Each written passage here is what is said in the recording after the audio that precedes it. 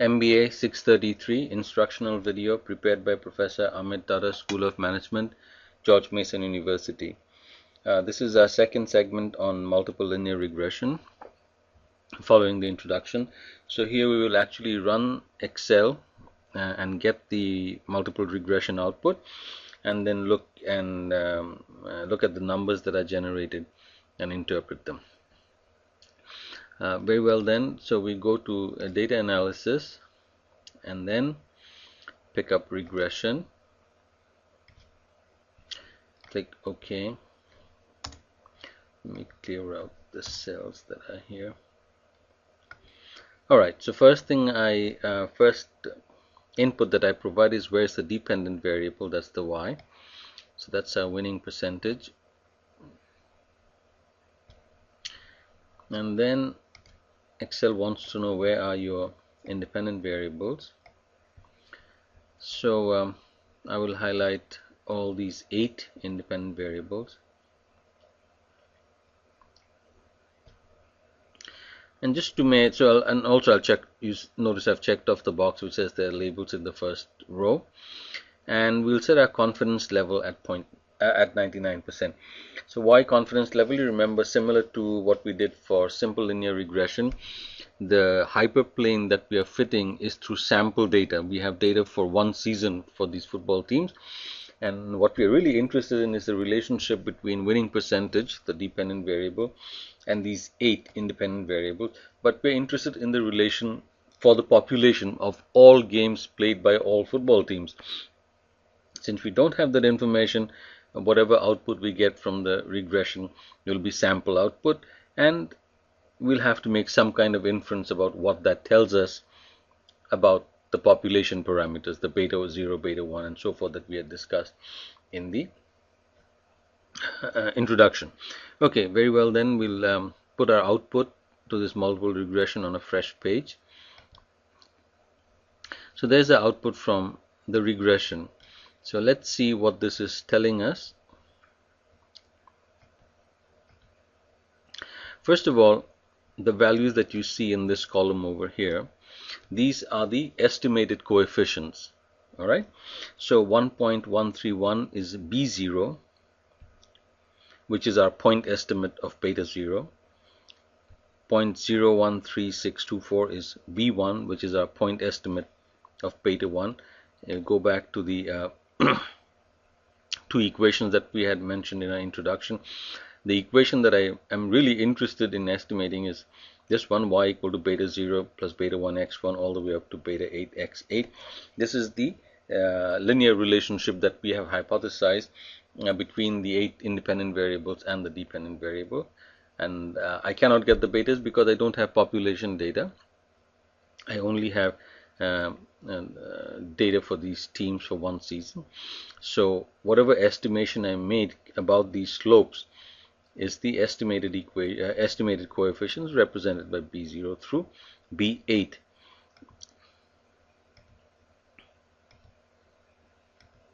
Okay, so the estimated equation, then we can write the expected value of y is equal to 1.131 plus 0.016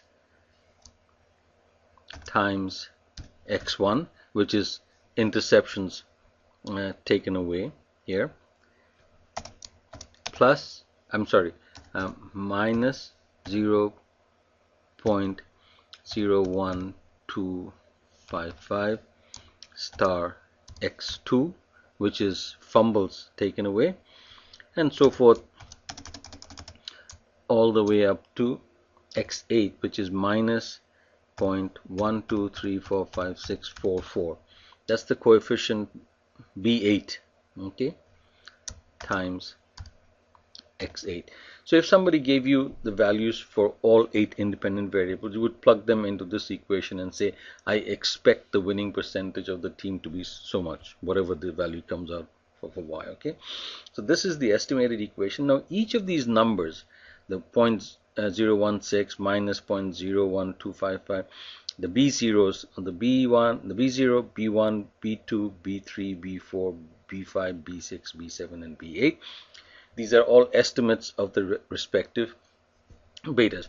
So that's the equation. Everything else in this output is diagnostics to tell us the significance of the regression. All right.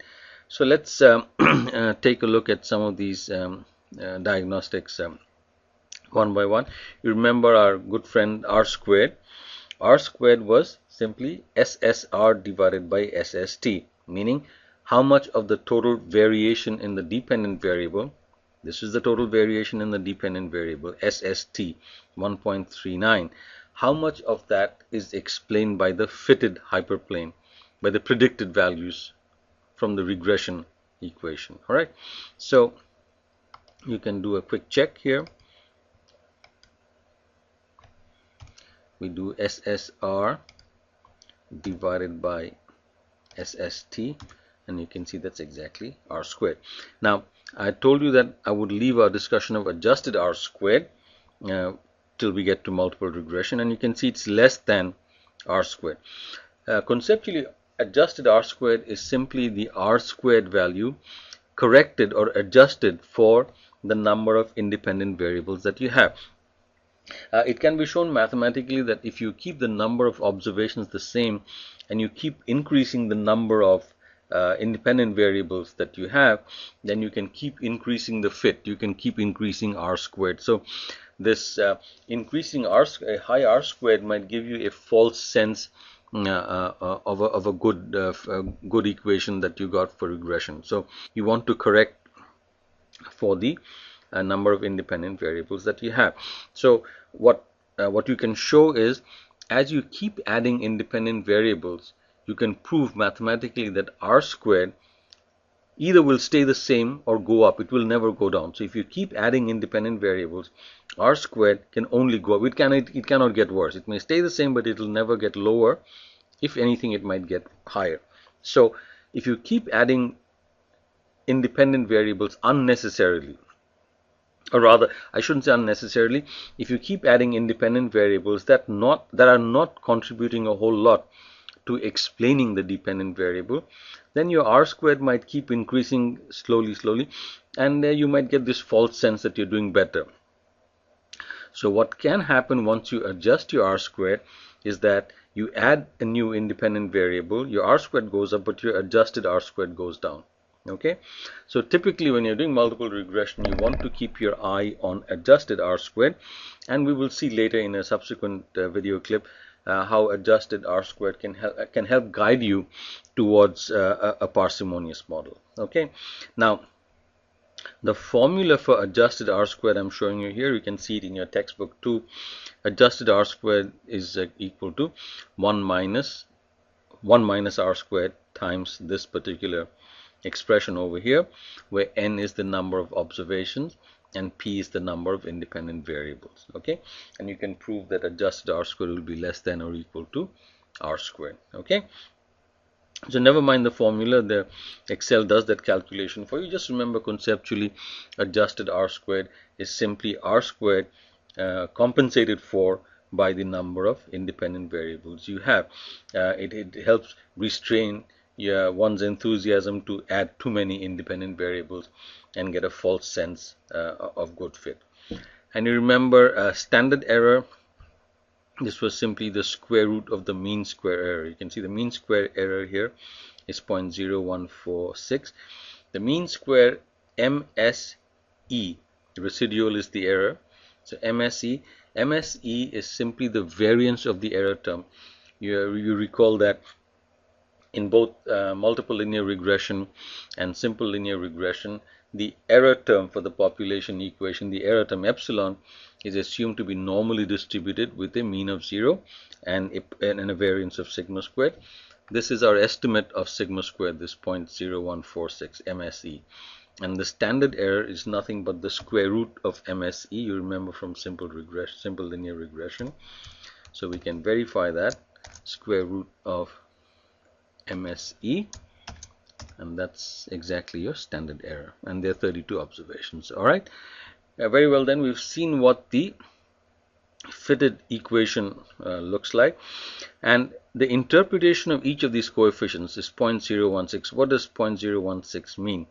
It means that everything, keeping all other independent variables constant, if takeaway interceptions were to increase by 1, then the winning percentage would increase by 0.016.